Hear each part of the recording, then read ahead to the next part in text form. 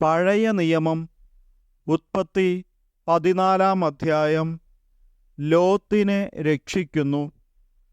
ഷീനാർ രാജാവായ അമ്രാഫേൽ, എല്ലാസർ രാജാവായ അരിയോക്ക്, ഏലാം രാജാവായ കെദാർ ലവോമർ, ഗൊയീം രാജാവായ തിദാൽ എന്നിവർ തങ്ങളുടെ ഭരണകാലത്ത് സോദോം രാജാവായ ബേറ, ഗൊമോറോ രാജാവായ ബീർഷ, അദ്മ രാജാവായ ഷിനാബ്, സെബോയിം രാജാവായ ഷെമെബർ, ബേല അതായത് സോവാർ രാജാവ് എന്നിവരോട് യുദ്ധം ചെയ്തു. അവർ സിദ്ദിം താഴ്വരയിൽ അണിനിരന്നു. അതിപ്പോൾ ഉപ്പുകടലാണ്. ഇവർ 12 വർഷം കെദോർലാവോമറിന് കീഴടങ്ങിക്കഴിയുകയായിരുന്നു. എന്നാൽ 13-ാം വർഷം അവർ അവനെതിരെ പ്രക്ഷോഭം കൂട്ടി. 14-ാം വർഷം കെദോർലാവോമറും കൂടെയുണ്ടായിരുന്ന രാജാക്കന്മാരും ചെന്ന് അഷ്തരോത്ത് കർണായിമിൽ റഫായിമുകളെയും ഹാമിൽ സുസീമുകളെയും ഷാവേ കിരിയാത്തായിമിൽ എമീമുകളെയും സെയിർ മലകളിൽ ഹോര്യരെയും അടിച്ചമർത്തി. അവർ മരുഭൂമിയുടെ അതിർത്തിയിലുള്ള എൽപാരാൻ വരെയെത്തി. അവർ പിന്തിരിഞ്ഞ് എൻമിഷ്പാത്തിൽ അതായത് കാദശിൽ ചെന്ന് അമലേക്യരുടെ നാടു കീഴടക്കി. ഹസസോൻ താമാറിൽ പാർത്തിരുന്ന അമോര്യരെയും തോൽപ്പിച്ചു.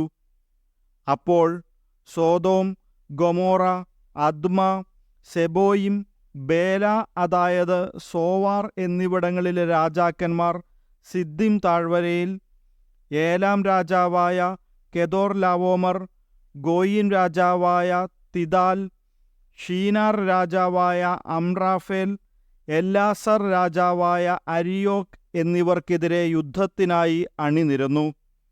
4 രാജാക്കന്മാർ 5 പേർക്കെതിരെ. സിദ്ദിം താഴ്വര നിറയെ ചെളിക്കുണ്ടുകളായിരുന്നു. സോദോമിലെയും ഗൊമോറയിലെയും രാജാക്കന്മാർ പിന്തിരിഞ്ഞോടിയപ്പോൾ ഈ കുഴികളിൽ വീണു. ശേഷിച്ചവർ മലയിലേക്ക് ഓടിപ്പോയി. സോദോമിലെയും ഗൊമോറായിലെയും സർവ്വസമ്പത്തും ഭക്ഷണസാധനങ്ങളും കവർന്നുകൊണ്ട് ശത്രുക്കൾ സ്ഥലം വിട്ടു. സോദോമിൽ പാർത്തിരുന്ന അബ്രാമിൻ്റെ സഹോദരപുത്രനായ ലോത്തിനെയും അവൻ്റെ സ്വത്തുക്കളോടൊപ്പം അവർ പിടിച്ചുകൊണ്ടുപോയി. രക്ഷപ്പെട്ട ഒരുവൻ വന്ന് ഹെബ്രായനായ അബ്രാമിനെ വിവരമറിയിച്ചു. താനുമായി സഖ്യത്തിലായിരുന്ന എഷ്കോലിൻ്റെയും ആനറിൻ്റെയും സഹോദരനായ മാമ്രെ എന്ന അമോര്യൻ്റെ ഓക്കുമരത്തോപ്പിനടുത്താണ് അബ്രാം താമസിച്ചിരുന്നത്.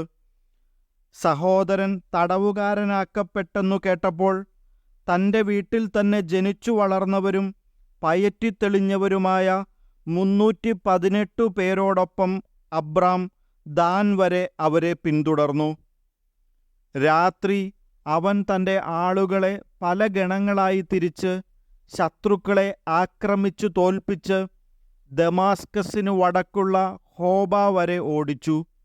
അവൻ സമ്പത്തൊക്കെയും വീണ്ടെടുത്തു. ചാർച്ചക്കാരനായ ലോത്തിനെയും അവൻ്റെ വസ്തുവകകളെയും സ്ത്രീകളെയും ജനങ്ങളെയും തിരികെ കൊണ്ടുവന്നു. മെൽക്കീസെദെക്ക് കെദോർലാവോമറെയും കൂടെയുണ്ടായിരുന്ന രാജാക്കന്മാരെയും തോൽപ്പിച്ചു മടങ്ങിവന്ന അബ്രാമിനെ എതിരേൽക്കാൻ സോദോം രാജാവ് രാജാവിൻ്റെ താഴ്വര എന്നറിയപ്പെടുന്ന ഷാവേ താഴ്വരയിലേക്കു ചെന്നു. സാലേം രാജാവായ മെൽക്കിസദേക്ക് അപ്പവും വീഞ്ഞും കൊണ്ടുവന്നു. അത്യുന്നതനായ ദൈവത്തിൻ്റെ പുരോഹിതനായിരുന്നു അവൻ.